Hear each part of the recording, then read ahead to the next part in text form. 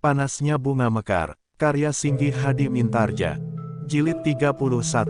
Tetapi semula Ken Padmi tidak mengatakannya kepada siapapun juga. Dicobanya untuk menahan gejolak perasaannya itu di dalam dadanya sendiri. Namun ternyata bahwa sikap dan warna wajahnya tidak dapat disembunyikannya terhadap Mahendra dan Witantra. Bahkan sebelum mereka bertanya, mereka telah dapat meraba apa yang terjadi di dalam jantung anak gadis itu. Karena itu, maka Mahendra merasa perlu untuk memberinya beberapa nasihat, agar perasaan itu tidak selalu mencekamnya, sehingga mempengaruhi bukan saja jiwanya, tetapi juga tubuhnya. Jika terjadi sesuatu, tentu sudah ada berita sampai kepadaku, berkata Mahendra. Lalu, ia berada di satu tempat yang sudah kami kenal dan mengenal kami. Karena itu, jika perlu, maka aku Suwelatama akan dapat menugaskan orang-orangnya untuk memberitahukan persoalannya kepadaku, atau kepada pamanmu Mahisa Agni di Singasari. Ken Padmi mengangguk-angguk, ia pun mengerti berdasarkan pertimbangan nalarnya. Tetapi perasaannya masih saja menghentak-hentak di dalam dada. Namun beberapa nasihat Mahendra berpengaruh juga atas perasaan gadis itu, meskipun ia tidak dapat melepaskan seluruhnya. Namun Ken Padmi kemudian berusaha menghalau kegelisahannya dengan kerja dan berlatih di dalam sanggar, sehingga dengan demikian, ia justru telah meningkatkan ilmunya. Dalam pada itu, berangsur-angsur Pakuwon Kabanaran telah menjadi tenang kembali. Meskipun beberapa orang pengamat masih belum melepaskan pengawasan mereka seluruhnya terhadap Pakuwon Watu Mas yang masih mendendam. Tetapi nampaknya Pakuwon Watu Mas pun harus berpikir berulang kali jika mereka hendak melakukan sesuatu atas Kabanaran. Kegagalan mereka ternyata telah membuka mata mereka, bahwa Pakuwon Kabanaran tidak terlalu lemah seperti yang mereka sangka. Apalagi setelah Kabanaran berhasil mengatasi kesulitan mereka yang paling gawat. Para perampok di Kedung Sertu dan para perampok yang bersembunyi di Telatah Watu Mas telah dapat ditundukkan. Bahkan dari tangan para perampok itu telah berhasil dirampas harta benda yang bernilai sangat tinggi, yang oleh aku akan dipergunakan bagi kesejahteraan rakyat Kabanaran, karena aku tidak lagi dapat memisahkan dan mengenali para pemiliknya. Karena itu, maka Mahisa Bungalan pun merasa, kehadirannya di Pakuwon Kabanaran telah cukup lama. Ia sempat melihat aku mulai dengan kerja untuk membangun Pakuwon Kabanaran sebaik-baiknya. Tetapi Mahisa Bungalan tidak akan dapat tinggal untuk waktu yang terlalu lama. Dengan demikian, maka pada suatu saat Mahisa Bungalan pun telah minta diri kepada aku Suwelatama untuk kembali ke Singasari. Kami mengucapkan terima kasih, berkata aku Suwelatama. Tidak ada yang dapat aku lakukan di sini, jawab Mahisa Bungalan.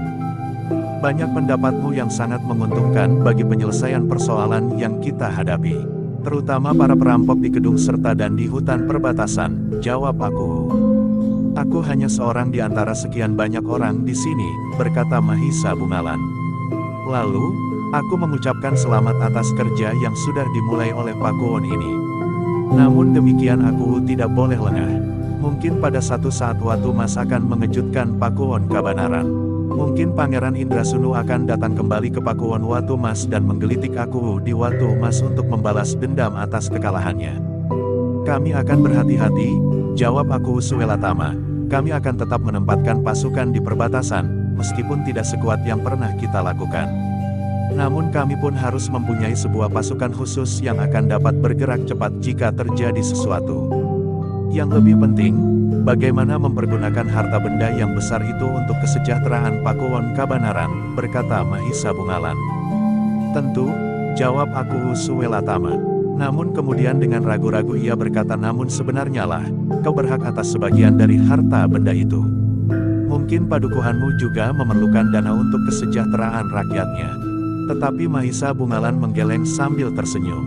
Katanya, para perampok itu mengambil harta benda dari Pakuwon Kabanaran. Jadi harta benda itu harus kembali ke Kabanaran.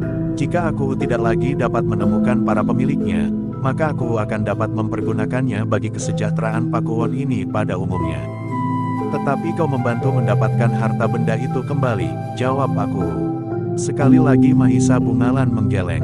Katanya, jika harta benda ini kelak menjadi piranti kesejahteraan Pakuwon ini, aku sudah merasa berbahagia karenanya. Aku Suwelatama mengangguk-angguk. Sejak semula ia memang sudah menduga bahwa Mahisa Bungalan tidak akan menerima sebagian dari harta benda yang dapat dibebaskan dari tangan para perampok itu. Dalam pada itu, maka Mahisa Bungalan benar-benar telah minta diri untuk meninggalkan Pakuwon itu. Ia sudah merasa cukup lama meninggalkan rumahnya. Sebagaimana ia pernah menyatakan kesanggupannya kepada Maharaja di Singasari, bahwa ia akan memasuki tugas keprajuritan. Sudah beberapa lama ia berada di Singasari, namun ia masih menawar lagi dalam petualangannya yang berbahaya di daerah Pakuwon Kabanaran. Demikianlah, pada hari yang ditentukan, Mahisa Bungalan pun meninggalkan Pakuwon Kabanaran. Para pemimpin di Pakuwon itu beserta Aku Suelatama sendiri mengantarkannya sampai ke gerbang kota. Kemudian mereka melepaskan Mahisa Bungalan berkuda menempuh jarak yang panjang. "Semoga Yang Maha Agung selalu melindungimu," berkata Aku Suelatama. Mahisa Bungalan tersenyum. Sambil melambaikan tangannya ia berkuda meninggalkan pintu gerbang kota. Semakin lama Mahisa Bungalan itu pun menjadi semakin jauh. Ia sadar bahwa ia akan menempuh jalan yang panjang. Orang-orang yang datang bersamanya ke Pakuwon Kabanaran telah pulang mendahuluinya. Paman-pamannya pun telah mendahuluinya pula. Ketika Mahisa Bungalan kemudian menatap jalan yang menjelujur di hadapannya, maka dilihatnya jalur yang panjang. Jalur yang akan membawanya kembali ke Singasari, kepada janjinya untuk memasuki lingkungan keprajuritan, dan kepada kampung halamannya yang sudah lama ditinggalkannya. Tiba-tiba sekilas membayang wajah seorang gadis yang menunggunya. Ken Padmi, gadis yang telah meninggalkan berbagai persoalan di luar kehendaknya sendiri. "Aku sudah terlalu lama meninggalkannya," berkata Mahisa Bungalan kepada diri sendiri. Dan kini, Mahisa Bungalan itu telah berada dalam perjalanan kembali. "Aku akan segera memasuki tugas keprajuritan," berkata Mahisa Bungalan kepada diri sendiri, "sehingga sudah sepantasnya aku mempunyai sisihan." Sebagai seorang petualang, maka perjalanan yang panjang tanpa seorang kawan pun telah merupakan satu kebiasaan bagi Mahisa Bungalan. Ia telah melakukannya berkali-kali. Kadang-kadang ia berada di perantauan dengan nama dan keadaan yang berbeda dengan keadaan yang sebenarnya. Namun kadang-kadang ia berada di petualangannya dengan namanya sendiri. Karena itu, maka perjalanan kembali ke Singasari itu pun bukan satu pengalaman baru bagi Mahisa Bungalan. Namun demikian kadang-kadang ia harus memikirkan, apakah ia tidak akan bertemu dengan orang-orang yang mendendamnya selama ini. Namun Mahisa Bungalan tidak akan berkecil hati menghadapi apapun juga. Ia sudah siap menghadapi keadaan yang bagaimanapun juga.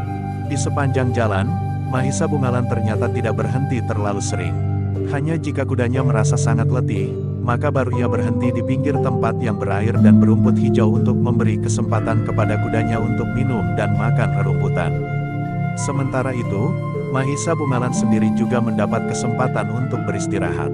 Dalam pada itu, tanpa diduganya, ternyata beberapa orang telah menyusul perjalanan Mahisa Bungalan. 5 orang berkuda berderap dengan kecepatan yang tinggi. Mereka pun tidak pernah berhenti seperti Mahisa Bungalan, kecuali memberi kesempatan kepada kuda-kuda mereka untuk minum dan makan rerumputan. "Mudah-mudahan kita akan dapat menyusulnya sebelum ia sampai ke Singasari," berkata salah seorang di antara mereka. Namun perjalanan itu memang cukup panjang. Mahisa Bungalan tidak akan dapat mencapai Singasari sebelum matahari terbenam. Jika ia melanjutkan perjalanan di malam hari, maka ia memang tidak perlu bermalam di perjalanan, karena ia akan mencapai Singasari malam itu juga. Karena itu, maka kelima orang yang menyusulnya ingin segera dapat menyusulnya. "Mudah-mudahan orang itu tidak berbohong," berkata salah satu dari mereka. "Mudah-mudahan," desis yang lain.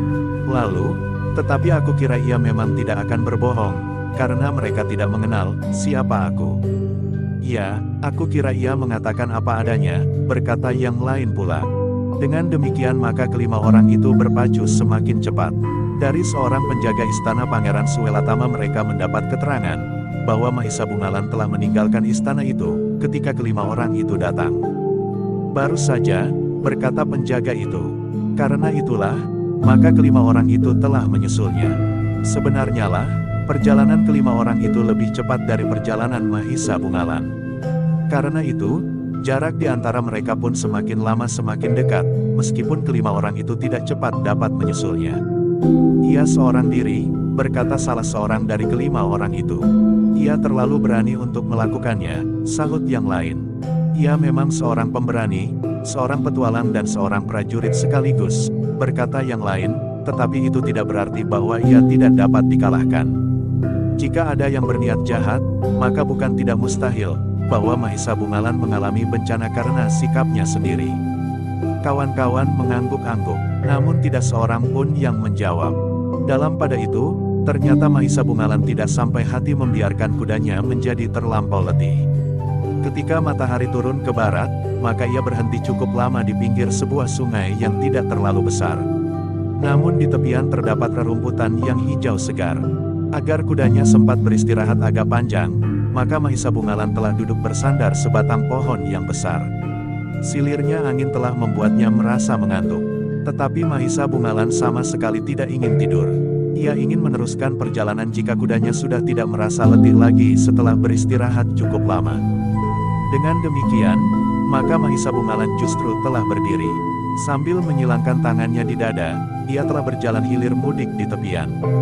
Sekali-sekali ia sempat memperhatikan beberapa jenis ikan yang berenang di air yang bening. Agaknya jarang ada orang mencari ikan di sungai ini, berkata Mahisa Bungalan kepada diri sendiri. Sebenarnya bahwa di sungai itu memang terdapat cukup banyak ikan yang berkeliaran. Rasa-rasanya Mahisa Bungalan ingin turun dan menangkap ikan yang berkeliaran itu. Tetapi Mahisa Bungalan tidak melakukannya. Sekali-kali ia berpaling kepada kudanya. Nampaknya kudanya masih sibuk merenggut rerumputan hijau yang segar. Biarlah kuda itu cukup beristirahat, berkata Mahisa Bungalan di dalam hatinya. Namun dalam pada itu, tiba-tiba saja Mahisa Bungalan terkejut ketika ia mendengar derap beberapa ekor kuda. Sejenak ia termangu-mangu. Di tepian sungai, ia tidak segera dapat melihat orang-orang berkuda itu. Ada niatnya memanjat pohon besar yang tumbuh di bawah tanggul. Namun derap kuda itu menjadi semakin dekat, sehingga niatnya itu pun diurungkannya. Yang dilakukannya kemudian hanyalah menunggu saja sampai orang-orang berkuda itu pun turun ke tepian. Sebenarnya lah, sejenak kemudian derap kuda-kuda itu pun menjadi semakin mendekati tanggul. Ketika Mahisa Bungalan kemudian menengadahkan wajahnya, maka ia pun segera melihat 5 orang berkuda menuruni tebing. Mahisa Bungalan terkejut melihat orang-orang itu. Sebagaimana orang itu pun terkejut ketika mereka melihat Mahisa Bungalan. Dalam pada itu, di Pakuwon Kabanaran, beberapa orang senapati menjadi termangu-mangu. Aku Suwelatama diiringi oleh 10 orang pengawal terbaiknya telah meninggalkan istana menyusul perjalanan Mahisa Bungalan. Aku sangat tergesa-gesa, berkata seorang di antara para pengawal itu. Apa sebenarnya yang telah terjadi? Bertanya yang lain. Beberapa saat sebelumnya, seorang pengawal telah memberikan keterangan kepada seseorang tentang Mahisa Bungalan. Pengawal itu mengatakan kepada seseorang yang ingin bertemu dengan Mahisa Bungalan, bahwa Mahisa Bungalan baru saja meninggalkan Pakuwon. Jawab kawannya, kemudian ternyata bahwa ada laporan, bahwa orang yang bertanya itu tidak hanya seorang diri. Ada beberapa orang kawannya yang sedang menunggu. Di antara mereka dikenal sebagai Pangeran Indrasunu meskipun ia mengenakan pakaian orang kebanyakan. Jika demikian, bukankah ada kemungkinan yang gawat akan terjadi? Bertanya seorang senapati. Ya, kemungkinan itu memang ada, jawab yang lain. Tetapi, kenapa aku hanya membawa 10 pengawal? Meskipun pengawal terbaik, bertanya senapati itu. Aku sangat tergesa-gesa. Ia tidak ingin mendengar Mahisa Bungalan yang sudah memberikan banyak bantuan kepada kita itu mengalami bencana di perjalanan, jawabnya. Tetapi bagaimana jika justru aku sendiri? Berkata senapati itu pula. Memang mungkin sekali keadaan akan menjadi sangat gawat, sahut pengawal yang lain. Senapati itu merenung sejenak. Kemudian ia telah mengambil keputusan untuk membawa 10 orang lagi menyusul aku Suwelatama yang pergi dengan tergesa-gesa. Jarak ini belum terlalu panjang, berkata senapati itu, mudah-mudahan aku dapat menyusulnya. Demikianlah maka senapati itu menyusul bersama 10 orang terbaik, sehingga karena itu ada 3 iring-iringan orang berkuda yang menyusul perjalanan Mahisa Bungalan. Sebenarnya lah orang yang telah berhasil menyusul Mahisa Bungalan itu adalah Pangeran Indrasunu bersama 2 orang pangeran yang bersamanya pergi ke rumah Mahisa Bungalan untuk mengambil Ken Padmi, sedangkan 2 orang lainnya adalah guru kedua orang pangeran itu. Mahisa Bungalan menjadi tegang. Sementara itu, kelima orang itu pun untuk beberapa saat berdiri termangu-mangu. Namun sejenak kemudian, Pangeran Indrasunu pun telah meloncat dari punggung kudanya diikuti oleh keempat orang yang lain. Mahisa Bungalan bergeser selangkah. Jantungnya memang menjadi berdebar-debar. Pangeran Indrasunu memang bukan orang yang memiliki kemampuan yang melampauinya. Tetapi bersama 4 orang lain maka ia harus berhati-hati. Dalam pada itu, terdengar Pangeran Indrasunu menyapanya, "Mahisa Bungalan." "Ya, Pangeran," jawab Mahisa Bungalan. Kemudian ia pun bertanya, "Apakah yang kau kehendaki dengan menyusul perjalananku?" Pangeran Indrasunu memandang wajah Mahisa Bungalan yang tegang. Beberapa langkah ia maju, sementara Mahisa Bungalan menjadi semakin bersiaga. Namun Mahisa Bungalan terkejut ketika ia mendengar suara pangeran itu yang lemah dan tidak mengandung pertentangan. "Mahisa Bungalan, aku memang berusaha untuk dapat menemuimu secepatnya. Sekarang kita sudah bertemu. Apakah maksudmu, Pangeran?" bertanya Mahisa Bungalan yang masih belum melupakan apa yang pernah terjadi dengan pangeran itu. Pangeran Indrasunu menarik nafas dalam-dalam. Namun kemudian katanya, "Sebenarnya aku ingin menemuimu di Kabanaran. Aku pun ingin bertemu dengan Kakang Mas aku Suwelatama. Dengan demikian kita akan dapat berbincang agak panjang."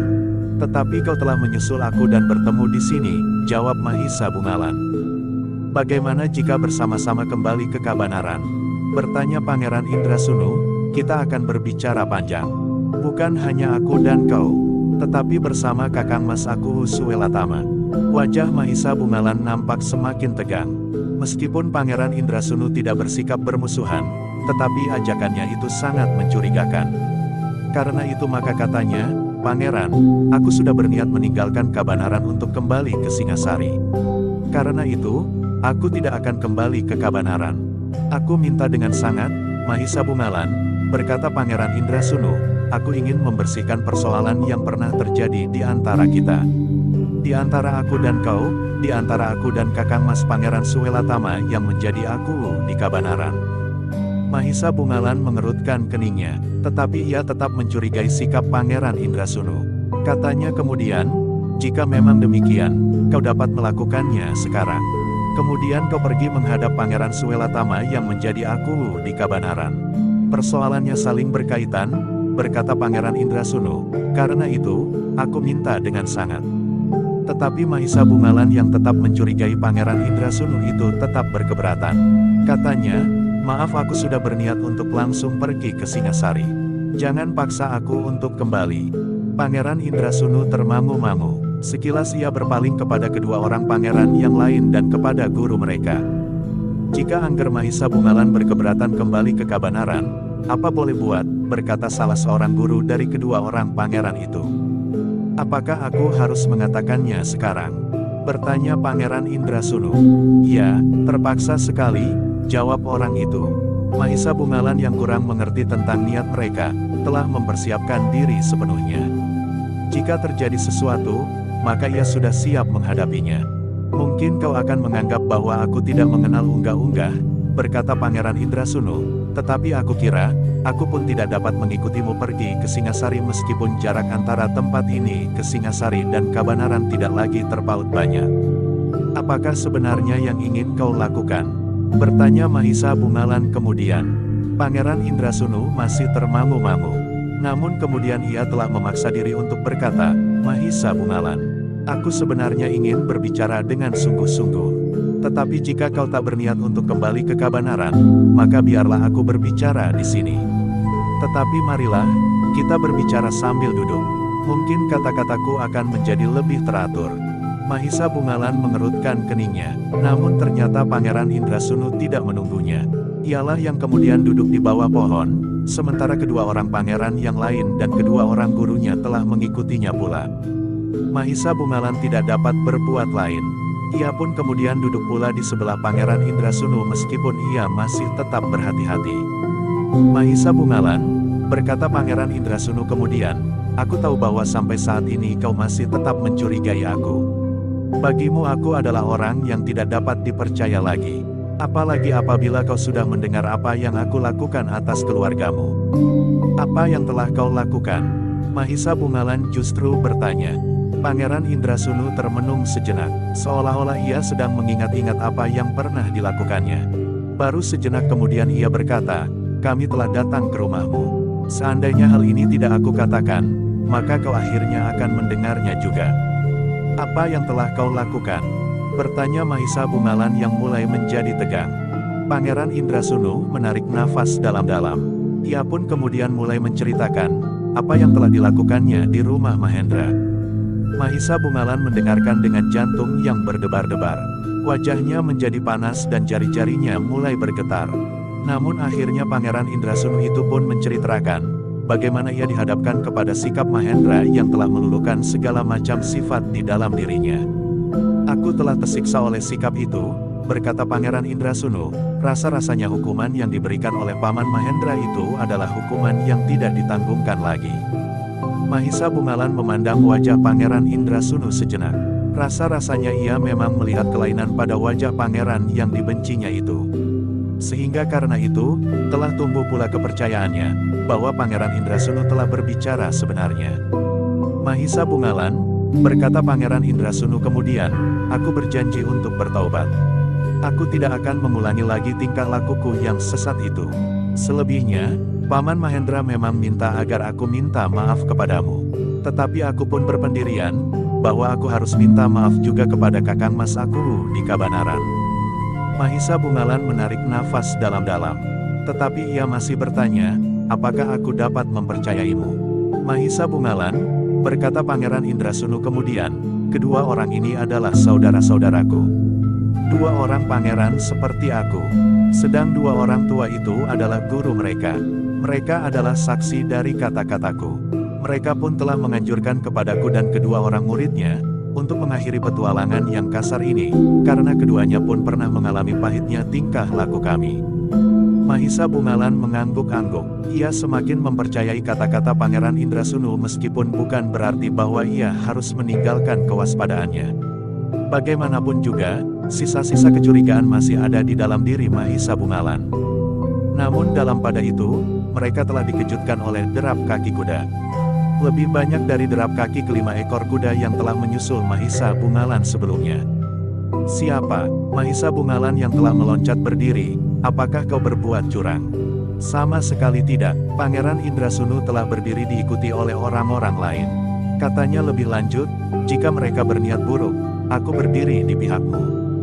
Mahisa Bungalan memandang Pangeran Indrasunu dengan tajamnya. Tetapi wajah itu memang sudah berubah. Ia melihat kejujuran pada sorot mata pangeran itu, sehingga ia pun berdesis, terima kasih. Dengan tegang orang-orang yang berada di tepian telah menunggu. Semakin lama derap kaki kuda menjadi semakin dekat, sehingga akhirnya sekelompok orang-orang berkuda telah menuruni tebing sungai yang agak landai. Ternyata orang-orang berkuda itu segera melihat, beberapa orang yang berada di tepian itu, sebagaimana orang-orang yang berada di tepian segera melihat mereka. Dalam pada itu, terdengar aba-aba di antara orang-orang berkuda itu, kepung mereka. 10 orang berkuda kemudian langsung mengepung Mahisa Bungalan dan kelima orang yang datang menyusulnya, setelah mereka berloncatan turun. Mahisa Bungalan menjadi berdebar-debar, kemudian ia pun melangkah maju sambil berdesis, aku Suwelatama. Ya, Mahisa Bungalan, aku sudah mendengar laporan, bahwa Adimas Indrasunu telah menyusul perjalananmu. Aku menjadi curiga bahwa sesuatu yang tidak dikehendaki akan terjadi. Karena itu aku segera menyusulmu. Ternyata laporan itu benar. Agaknya Adimas Pangeran Indrasunu telah berhasil menyusulmu. Untunglah bahwa belum terjadi sesuatu denganmu. Karena bagaimanapun juga, kau hanya seorang diri. Mahisa Bungalan menarik nafas dalam-dalam. Dengan suara yang dalam Mahisa Bungalan berkata, terima kasih, aku. Ternyata bahwa aku sangat memperhatikan keselamatanku. Telah banyak sekali yang kau berikan kepada Pakuwon Kabanaran, berkata aku. Mahisa Bungalan termangu-mangu sejenak. Namun kemudian katanya, tetapi aku, agaknya kali ini kita berhadapan dengan Pangeran Indrasunu dalam citra yang berbeda. Maksudmu? Bertanya Pangeran Suwelatama. Pangeran Indrasunu, bukankah Pangeran sebelumnya telah mengajak aku untuk menghadap aku Suwelatama? Nah, ternyata sekarang kita sudah menghadap bersama-sama, berkata Mahisa Bungalan. Pangeran Indrasunu memandang aku Suwelatama sejenak. Namun nampaknya ia masih tetap ragu-ragu. Jika Pangeran ingin mengatakannya, katakanlah, berkata Mahisa Bungalan. Apa sebenarnya yang telah terjadi? Bertanya aku Suwelatama. Pangeran Indrasunu masih saja nampak ragu-ragu. Namun kemudian, ia berkata, Kakang Mas, aku mohon kesempatan untuk menyatakan sesuatu. Aku pun mohon maaf, bahwa aku akan mengatakannya di sini. Seharusnya aku datang menghadap Kang Mas di Pakuwon Kabanaran. Apa yang ingin Adimas katakan? Bertanya aku Suwelatama. Seperti yang baru saja aku katakan kepada Mahisa Bungalan, bahwa aku ingin mohon maaf kepada Kakang Mas Suwelatama atas segala tingkah laku kami selama ini. Wajah aku itu menjadi semakin tegang. Dipandangnya Mahisa Bungalan sejenak, lalu ia pun bertanya, kau katakan itu kepadaku, setelah kau merasa gagal dengan rencanamu sekarang ini, atau kau memang akan berkata demikian? Aku memang akan berkata demikian, jawab Pangeran Indrasunu.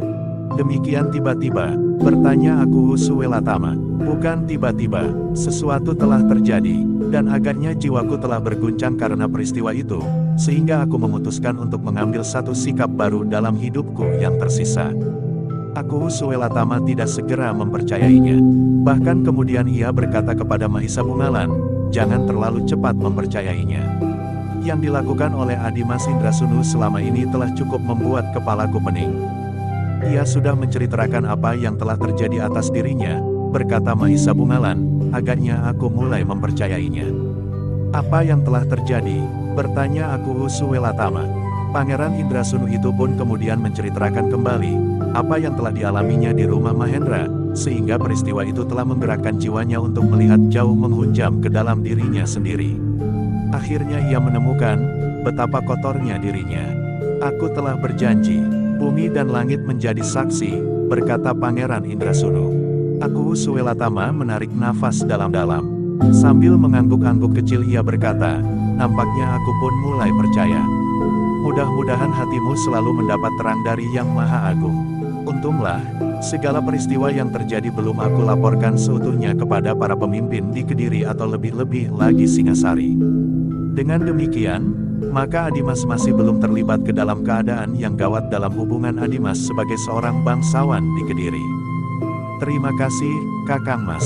Sikap Kakang Mas itu pun menjadi cambuk bagiku. Bahwa tidak sepantasnya aku melakukan perbuatan-perbuatan yang kotor, sementara orang lain masih berusaha melindungi namaku. Sebenarnya lah bagi seorang kesatria, nama mempunyai arti yang penting seperti nyawanya, berkata Pangeran Indrasunu. Lalu, dua orang saudaraku ini pun mempunyai sikap yang sama seperti aku, direstui oleh kedua orang gurunya. Guru merekalah yang banyak mendorong kami untuk memilih jalan ini, setelah dengan serta-merta kami melakukannya di hadapan Paman Mahendra. Aku Suwelatama melangkah maju mendekati Pangeran Indrasunu. Sambil menepuk pundaknya ia berkata, aku telah menemukan saudara-saudaraku kembali.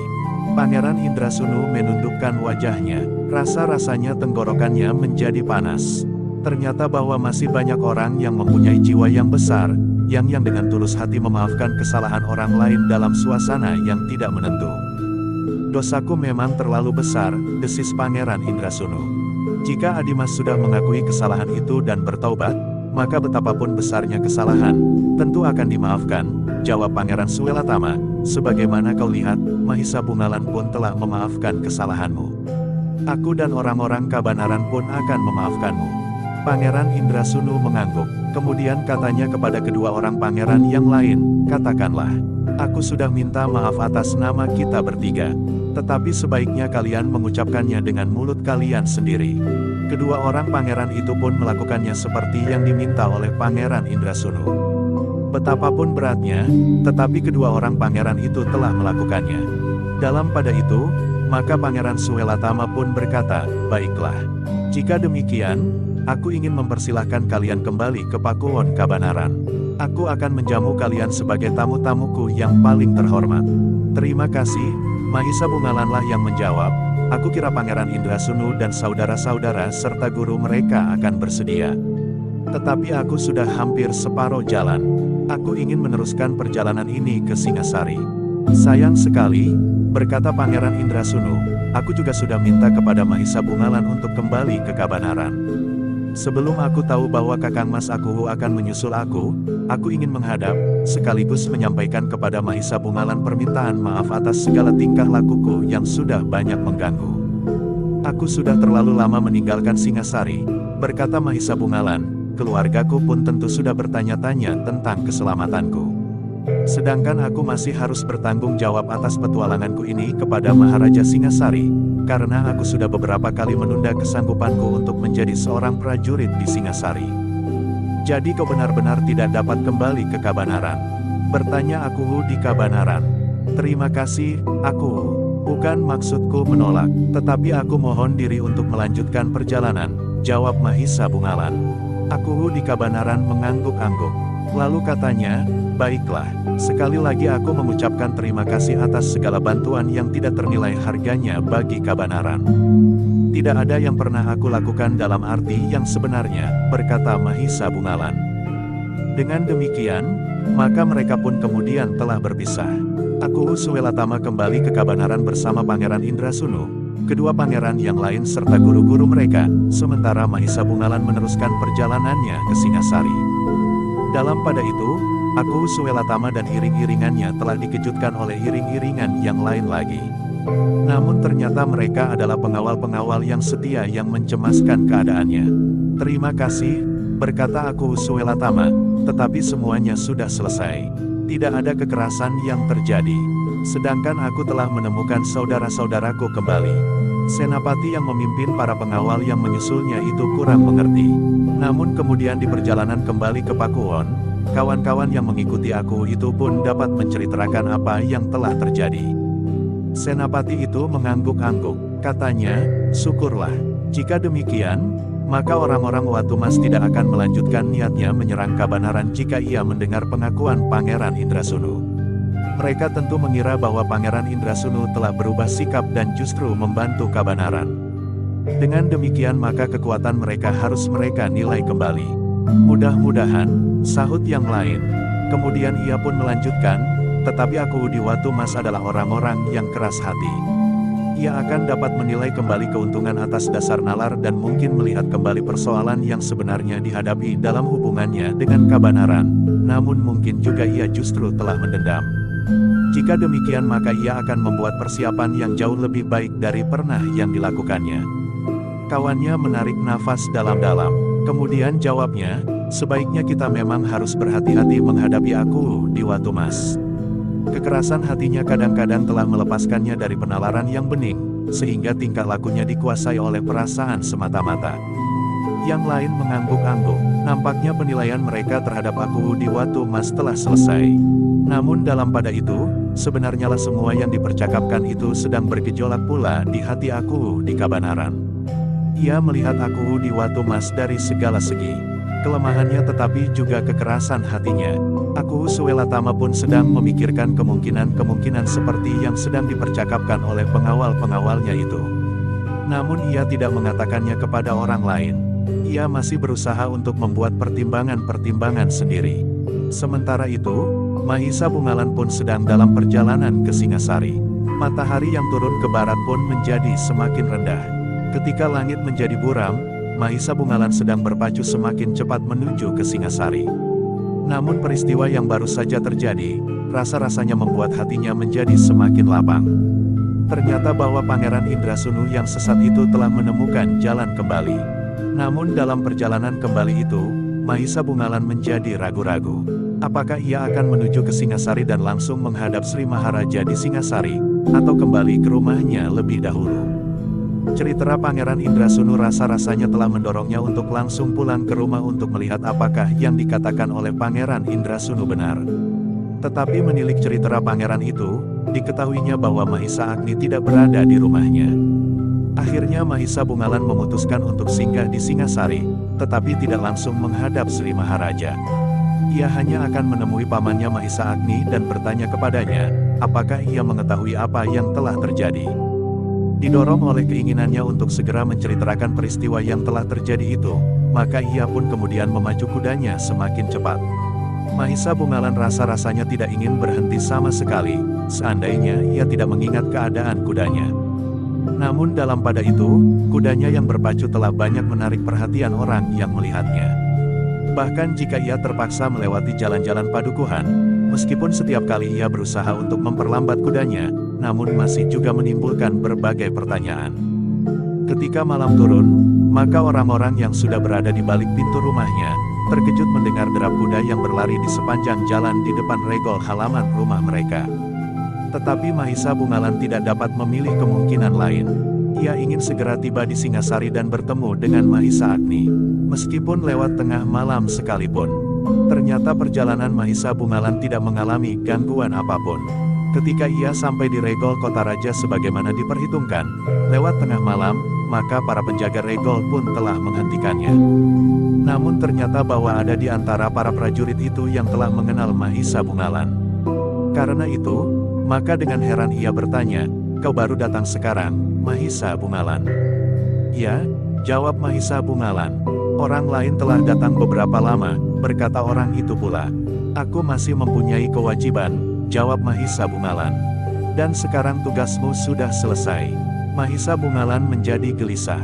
Jika orang itu bertanya berkepanjangan, maka ia akan tertahan di regol itu. Karena itu, maka ia pun menjawab, "Kedatanganku ini dalam rangkaian tugasku. Aku harus segera menjumpai Paman Mahisa Agni sekarang juga." Prajurit itu mengangguk-angguk, namun ia mengerti bahwa Mahisa Bungalan tergesa-gesa. Karena itu, maka katanya kemudian, "Nampaknya kau tergesa-gesa." "Ya, aku tergesa-gesa." Prajurit itu pun tidak bertanya lagi. Bahkan ia pun mempersilahkan Mahisa Bungalan untuk memasuki regol kota raja. Tetapi demikian Mahisa Bungalan lewat, seorang di antara para prajurit itu berkata, "Bukankah Mahisa Agni tidak ada di tempat?" "Oh," prajurit yang menyapa Mahisa Bungalan itu baru teringat. Katanya, "Ya, Mahisa Agni memang tidak ada di tempat." "Mahisa Bungalan akan kecewa," berkata seorang temannya. "Biarlah, nanti akan ada juga orang yang memberitahukan kepadanya," desis prajurit yang menyapa Mahisa Bungalan itu.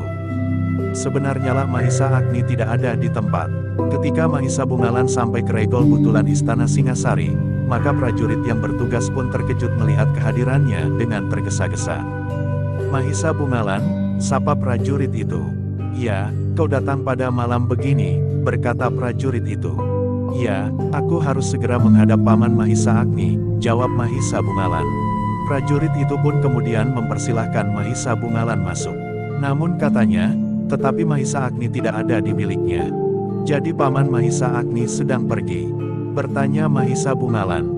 "Ya, pamanmu Mahisa Agni sedang pergi menengok saudaranya." "Bukankah Mahendra itu ayahmu?" bertanya prajurit itu. "Jadi Paman Mahisa Agni mengunjungi ayah?" "Ya, sepengetahuanku, Mahisa Agni pergi ke rumah ayahmu," jawab prajurit itu. Mahisa Bungalan merenung sejenak, sementara prajurit itu berkata, "Tetapi kau dapat bermalam di biliknya. Besok kau dapat menyusulnya." Mahisa Bungalan termangu-mangu, namun akhirnya ia berkata, "Aku akan pergi malam ini juga. Ada yang penting harus aku lakukan. Tetapi sekarang sudah lewat tengah malam. Kau dapat beristirahat pada sisa malam ini." Tetapi Mahisa Bungalan berkeras hati untuk menyusul Mahisa Agni yang sedang menengok ayahnya. Bahkan Mahisa Bungalan menduga bahwa Mahisa Agni telah mendengar apa yang telah terjadi di rumahnya. Karena itu, maka Mahisa Bungalan tidak mau tinggal di sisa malam itu di bilik Mahisa Agni. Ia pun segera minta diri untuk melanjutkan perjalanan pulang ke rumahnya. Sebagai seorang yang telah menempa diri dalam olah kanuragan, maka ia dapat mengatasi perasaan letihnya. Meskipun waktunya beristirahat terlalu sempit dibanding dengan perjalanannya, tetapi Mahisa Bungalan masih nampak tetap segar. Dan ia pun masih mampu berpacu secepatnya. Meskipun demikian Mahisa Bungalan tidak dapat memaksa kudanya untuk berlari terus. Kuda itu tentu lebih letih dari dirinya sendiri yang hanya duduk saja di punggungnya. Dengan demikian, Mahisa Bungalan merasa perjalanannya menjadi sangat lamban. Ia terpaksa memberi kesempatan kudanya beristirahat justru pada saat ia ingin segera sampai ke tempat. Namun akhirnya kampung halamannya pun menjadi semakin dekat pula sejalan dengan fajar yang mulai membayang. Dengan demikian pada dini hari, ia telah memasuki regol padukuhannya, pada saat Mahisa Murti dan Mahisa Pukat sudah mulai menyapu halaman, sementara Ken Patni telah sibuk berada di dapur bersama dengan para pembantu rumah itu. Kedatangan Mahisa Bungalan di pagi buta itu benar-benar telah mengejutkan. Karena itu, maka seisi rumah pun segera menyongsongnya. Kedua adiknya, ayahnya dan sebenarnya lah kedua pamannya berada di rumah itu pula. Witantra dan Mahisa Agni. "Paman Mahisa Agni dan Paman Witantra sudah ada di sini," desis Mahisa Bungalan. "Ya, Mahisa Bungalan, Mahisa Agnilah yang menjawab, pamanmu Witantra sudah mendahului kami. Aku baru menyusul kemudian." Mahisa Bungalan mengangguk-angguk, tetapi ia pun kemudian bertanya, "Paman tidak melihat peristiwa yang terjadi di sini?" "Peristiwa apa?" bertanya Mahisa Agni. Mahisa Bungalan termangu-mangu, namun ayahnya lah yang kemudian mempersilahkannya, "Marilah. Naiklah. Kita akan berbicara dengan tenang. Tetapi aku kira kau tidak perlu tergesa-gesa." Mahisa Bungalan termangu-mangu sejenak. Sementara ayahnya bahkan berkata, "Atau barangkali kau akan pergi ke Pakiwan lebih dulu. Mungkin kau perlu membasahi tubuhmu serba sedikit. Kau dapat mencuci muka agar kau merasa segar, setelah kau berkuda sampai dini hari." Mahisa Bungalan mengangguk. Katanya, "Baiklah ayah, aku berkuda sehari semalam." Mahisa Bungalan pun kemudian beringsut. Namun ia tertegun ketika ia melihat sesosok tubuh di seketeng. Ternyata Ken Padmi juga mendengar kehadirannya. Tetapi ia tidak dapat berbuat seperti saudara-saudara Mahisa Bungalan. Ia tidak dapat ikut menyongsong sambil berlari-lari. Kemudian berdiri bersama-sama mereka mengerumuninya. Justru karena ia masih orang lain di rumah itu, Mahisa Bungalan menjadi berdebar-debar. Namun ia pun kemudian melangkah beberapa langkah mendekatinya. Dengan nada dalam ia bertanya, "Bagaimana keadaanmu selama ini, Ken Padmi?" Gadis itu menundukkan kepalanya, namun terdengar jawabnya perlahan, "Aku selamat, Kakang. Bagaimana dengan kau?" Mahisa Bungalan menarik nafas dalam-dalam. Katanya kemudian, "Aku juga selamat, Ken Padmi, sebagaimana kau lihat." Ken Padmi mengangkat wajahnya, tetapi wajah itu segera tunduk kembali. "Aku akan membersihkan diri dahulu setelah sehari semalam menempuh perjalanan," berkata Mahisa Bungalan kemudian. "Aku akan menyiapkan minuman panas untukmu, Kakang," desis Ken Padmi tanpa memandang wajah anak muda itu. "Terima kasih," sahut Mahisa Bungalan. Betapa kerinduan telah menghentak jantung anak-anak muda itu. Namun mereka masih tetap menyadari bahwa mereka masih orang lain. Mereka masih dibatasi oleh unggah-ungguh dan tata kesopanan. Ken Padmi pun kemudian beringsut masuk ke dalam seketeng. Sementara Mahisa Bungalan telah pergi ke Pakiwan untuk mencuci kaki dan tangannya. Ia tahu bahwa justru karena semalam suntuk ia tidak tidur, maka tidak baik bagi tubuhnya jika ia langsung mandi. Dalam pada itu, kedua adiknya pun telah mengambil sebungkus kecil pakaian Mahisa Bungalan yang terikat di punggung kudanya. Ketika anak-anak muda itu masuk ke ruang dalam untuk menyimpan pakaian Mahisa Bungalan di dalam bilik yang sebelumnya memang dipergunakan oleh Mahisa Bungalan, maka terasa bahwa bilik itu tidak akan sepi lagi. Dari bilik itu keduanya pun telah pergi ke dapur. Dilihatnya Ken Padmi sibuk menyiapkan minuman bagi Mahisa Bungalan. Kedua anak muda itu saling berpandangan. Ken Padmi bagi mereka sudah seperti saudara kandung sendiri. Gadis itu bukan saja gadis yang memiliki keterampilan di dalam olah kanuragan, tetapi ia adalah gadis yang rajin. Sama sekali Ken Padmi tidak menunjukkan kemanjaannya meskipun ia adalah satu-satunya anak perempuan. Kemanjaan tidak memberikan manfaat apapun juga, berkata anak-anak muda itu di dalam hatinya, bahkan akan dapat menimbulkan keengganan pada orang lain. Ketika Mahisa Bungalan kemudian naik ke pendapa, maka kedua adiknya pun telah menemuinya pula. Sementara itu Ken Padmi telah menghidangkan minuman panas kepada mereka yang duduk di pendapa itu. "Kau juga duduk di sini," minta Mahendra kepada gadis itu, "biarlah makan pagi disiapkan oleh para pembantu di dapur." Ken Padmi tidak menjawab, tetapi ia pun kemudian duduk pula dengan kepala tunduk. Mahisa Bungalan, ayahnya bertanya, "Apakah kau ingin beristirahat dahulu, baru berbicara, atau kau lebih senang berbicara sekarang sambil menunggu nasi masak?" Mahisa Bungalan memandang berkeliling. Di tempat itu duduk Witantra dan Mahisa Agni selain adiknya dan Ken Padmi. Agaknya lebih baik berbicara saja dengan mereka, daripada harus menunda-nunda. Ia tidak akan dapat beristirahat dengan tenang jika ia masih harus menyimpan persoalan yang seharusnya sudah dapat dibicarakannya. Karena itu, maka katanya, "Kita akan berbicara sekarang, Ayah. Aku kira Ayah akan berbicara serba sedikit tentang Pangeran Indrasunu yang telah datang ke rumah ini." Mahendra mengerutkan keningnya, kemudian ia pun bertanya, "Dari mana kau mendengar persoalan itu?" "Aku sudah berbicara dengan Pangeran Indrasunu," jawab Mahisa Bungalan. "Apa katanya?" Bertanya Mahendra pula. Mahisa Bungalan pun kemudian bercerita serba sedikit tentang pertemuannya dengan Mahisa Bungalan yang kemudian disusul oleh Aku Suwelatama dengan beberapa orang pengawalnya. Mahendra, Witantra dan Mahisa Agni yang mendengarkan cerita itu menarik nafas dalam-dalam. Hampir bersamaan mereka bertiga berdesis. Syukurlah, ya, sahut Mahisa Bungalan, aku pun merasa bersyukur bahwa pangeran itu telah menemukan jalannya kembali. Pangeran Suwelatama pun merasa bersyukur pula. Jika demikian, kami tidak perlu menceritakan apapun juga kepadamu. Kau sudah mendengar segala-galanya dari Pangeran Indrasunu, berkata Witantra. Ya, Paman, aku sudah mendengar semuanya, jawab Mahisa Bungalan. Juga tentang dua orang yang terbunuh, yang menurut ayah adalah dua orang perampok yang dibunuh oleh tiga orang pangeran itu. Bertanya Mahisa Murti. Ya, tentang dua orang dari Padang Geneng itu, jawab Mahisa Bungalan. Baiklah, berkata Mahendra, jika demikian tidak ada lagi yang akan kita bicarakan tentang kedua perampok itu. Meskipun demikian, bukan berarti bahwa tidak ada yang harus kita bicarakan.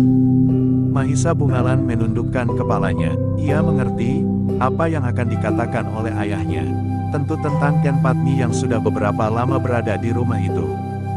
Namun dalam pada itu, Mahisa Agnilah yang berkata, Mahisa Bungalan. Kami sudah cukup tua untuk melakukan kerja apapun juga. Karena itu sudah masanya, bahwa kau mulai terjun ke arena yang sudah kau sepakati sebelumnya.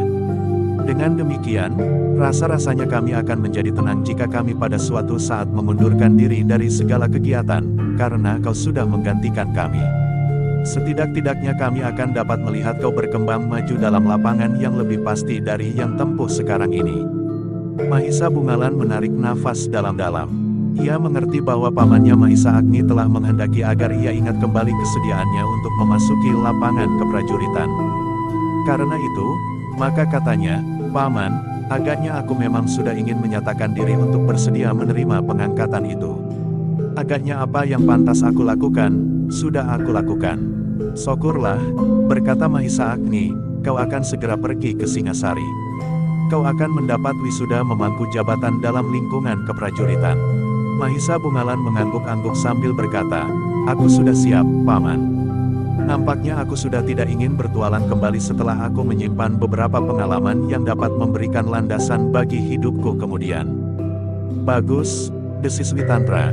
Dengan demikian maka kau akan dapat mulai dengan satu kehidupan baru. Karena dengan demikian maka bukan saja kau yang akan segera hidup mapan sebagaimana kebanyakan orang. Kau harus menyadari, seseorang telah menunggumu. Tetapi ia tidak dapat menerimamu sebagai seorang petualang. Kau harus mempunyai pegangan hidup yang mapan. Baru kau akan dapat hidup bersamanya. Mahisa Bungalan sudah menduga, bahwa akhirnya pembicaraan itu akan sampai ke masalah itu pula. Karena itu, ia sama sekali tidak terkejut. Setelah ia mengalami persoalan yang terakhir berhubungan dengan Pangeran Indrasunu, maka ia pun merasa bahwa petualangannya telah sampai kepada puncaknya, sehingga sudah sepantasnya ia tidak membiarkan Ken Padmi menunggu lebih lama lagi dalam keadaannya. Tetapi seperti yang dikatakan oleh pamannya, Witantra, bahwa seharusnya ia mempunyai pegangan hidup yang mapan. Dengan demikian, maka segalanya menjadi pasti bagi Mahisa Bungalan. Kepada ketiga orang tua itu, ia memutuskan untuk menerima wisuda secepatnya, agar dengan demikian, maka ia pun akan segera pula dapat hidup bersama dengan Ken Padmi. Gadis yang rasa-rasanya telah membakar udara di sekitarnya saat-saat ia mulai mekar di padepokannya. Mahendra tidak merasa perlu bertanya kepada Ken Padmi. Gadis itu masih saja menundukkan kepalanya. Tetapi pembicaraan itu rasa-rasanya bagaikan sejuknya air Wayu Sewindu. Namun betapa kegembiraan dan harapan melonjak di hatinya, namun Ken Padmi sama sekali tidak menunjukkan dengan sikap dan apalagi dengan kata-kata. Tidak ada lagi persoalan yang akan menghambat pelaksanaan ikatan antara Mahisa Bungalan dan Ken Padmi setelah Mahisa Bungalan mendapat wisuda. Segalanya akan berjalan rancak sebagaimana mereka harapkan. Baiklah, berkata Mahendra kemudian, kita akan berbicara lebih banyak lagi pada saatnya. Kita masih menunggu, apakah Mahisa Bungalan akan mendapat wisuda secepatnya. Namun hal itu harus dibicarakannya, bukan di rumah itu, tetapi di Singasari. Mahisa Agni harus menyiapkan segala sesuatunya agar wisuda itu pun dapat segera dilakukan. Setelah ditunda beberapa kali, Aku kira kali ini kau benar-benar akan menepati janjimu, berkata Mahisa Agni, karena kau akan menjadi sandaran hidup orang lain. Jika kau masih belum mempunyai pegangan yang pasti, maka kau akan menjadi sandaran yang rapuh, yang tidak seharusnya. Mahisa Bungalan mengangguk. Ia pun menyadari bahwa ia memang harus mempunyai pegangan, karena ia adalah sandaran. Karena itu, Mahisa Bungalan sendiri tidak tergesa-gesa. Semua pembicaraan sudah pasti, karena itu, ia akan dapat dengan tenang menunggu kepastian wisudanya. Tetapi dalam pada itu Mahendra pun berkata, Mahisa Bungalan, bukan maksudku untuk mengusirmu, tetapi sebaiknya besok kau ikut pamanmu ke Singasari. Kau harus memastikan diri menerima kedudukanmu sebagai seorang prajurit. Namun yang penting, sebaiknya kau memang tidak ada di rumah ini. Biarlah Ken Padmi menunggu di sini. Justru karena ia menunggumu di sini, maka sebaiknya kaulah yang meninggalkan rumah ini sekaligus untuk mengurus hari wisuda itu. Mahisa Bungalan menarik nafas dalam-dalam. Ia pun menyadari bahwa tidak pantas baginya untuk tinggal bersama-sama dengan Ken Padmi meskipun semua persoalan sudah jelas, sudah pasti. Tetapi sebaiknya ia memang tidak berada di rumah itu. Apalagi agaknya kemungkinan-kemungkinan yang gawat tidak akan terjadi lagi atas gadis itu. Pangeran Indrasunu sudah menyatakan kepadanya bahwa ia telah menyesali segala tingkah lakunya. Menilik sikap dan kata-katanya, maka ia percaya bahwa yang dikatakannya itu benar-benar akan dilakukannya. Demikianlah pada hari berikutnya, Mahisa Bungalan yang baru sehari berada di rumahnya telah bersiap-siap untuk pergi ke Singasari bersama Mahisa Agni. Ketika ia keluar dari regol rumahnya di belakang Mahisa Agni, kesan Mahisa Bungalan pun jauh berbeda dengan perjalanannya yang pernah dilakukan dalam petualangannya saat itu adalah perjalanan yang pendek dan pasti. Ada yang dituju dan ada yang dipersoalkan untuk satu kepentingan yang pasti pula. Agaknya memang sudah saatnya, berkata Mahisa Bungalan di dalam hatinya. Sementara itu, Mahendra, Witantra, kedua adiknya dan Ken Padmi melepaskannya dengan kesan yang berbeda. Mahisa Bungalan pergi untuk menyongsong harapan pada masa mendatang. Demikianlah Mahisa Bungalan pun kemudian menyusuri jalan-jalan bulak menuju ke Singasari bersama Mahisa Agni. Terasa betapa cerahnya langit di beningnya cahaya pagi. Ternyata perjalanan Mahisa Bungalan dan Mahisa Agni sama sekali tidak menemui hambatan. Mereka sampai ke kota raja dengan selamat, langsung menuju ke istana Sri Maharaja di Singasari. Seperti perjalanan Mahisa Bungalan dan Mahisa Agni, maka segala pembicaraan pun berjalan dengan rancak. Tidak ada kesulitan apapun juga untuk mengangkat Mahisa Bungalan sebagai seorang prajurit. Selain ia memang sudah dipersiapkan sejak lama, maka tempat baginya pun seolah-olah sudah disediakan. Dengan singkat Mahisa Bungalan memberikan laporan petualangannya yang terakhir kepada Sri Maharaja. Mahisa Bungalan menceritakan apa yang telah terjadi atas dirinya, atas Pakuwon Kabanaran dan atas tingkah laku Pangeran Indrasunu. Namun Mahisa Bungalan mengatakan bahwa semuanya itu telah lampau. Pangeran Indrasunu telah menemukan jalan kembali, sehingga karena itu, maka tidak ada hukuman yang perlu diberikan kepadanya. Tetapi aku tidak pernah menerima laporan tentang sikap itu, berkata Sri Maharaja. Memang tidak pernah ada laporan. Mahisa Agni yang menjawab, aku Suwelatama masih berhasrat untuk menyelesaikannya dengan sikap seorang keluarga dan lebih-lebih lagi seorang saudara tua. Mahisa Agni pun ternyata kemudian mendapat titah untuk mengurus segala-galanya.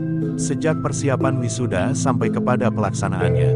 Dengan demikian maka Mahisa Bungalan akan segera dapat menunaikan tugasnya sebagai seorang laki-laki bagi seorang perempuan. Ia telah mendapatkan pegangan hidupnya justru karena ia adalah sandaran bagi istrinya. Sementara itu, maka tugas Mahendra kemudian adalah menghubungi orang tua Ken Padmi. Segalanya itu akan berarti bahwa masa panasnya bunga mekar di sebuah padepokan kecil akan berakhir. Bunga itu akan segera dipetik dan udara di petamanan pun akan segera menjadi sejuk. Namun dalam pada itu, selagi segalanya sedang meniti jalan penyelesaian, ternyata bahwa Mahisa Pukat dan Mahisa Murti mulai mempunyai kegemarannya yang baru. Keduanya mulai sulit dikekang. Keduanya mulai ingin mengenali wajah dunia ini dan banyak segi. Jika Mahisa Bungalan mulai tenang dan panasnya bunga mekar mulai tersiram sejuknya embun kasih sayang seorang anak muda, maka kedua anak muda yang lain pun mulai membara oleh gelora mudanya. Dengan demikian, maka gejolak di hati Mahendra pun mulai bergeser. Ia tidak lagi gelisah oleh petualangan Mahisa Bungalan, Tetapi Mahisa Pukat dan Mahisa Murtilah yang kemudian mulai menghangatkan perhatiannya. Perhatian orang tua terhadap anak-anaknya. Maka mulailah saat-saat petualangan kedua adik Mahisa Bungalan itu. Tamat. Episode Panasnya Bunga Mekar telah selesai. Ikuti episode berikutnya dengan judul Hijaunya Lembah, Hijaunya Lereng Pegunungan.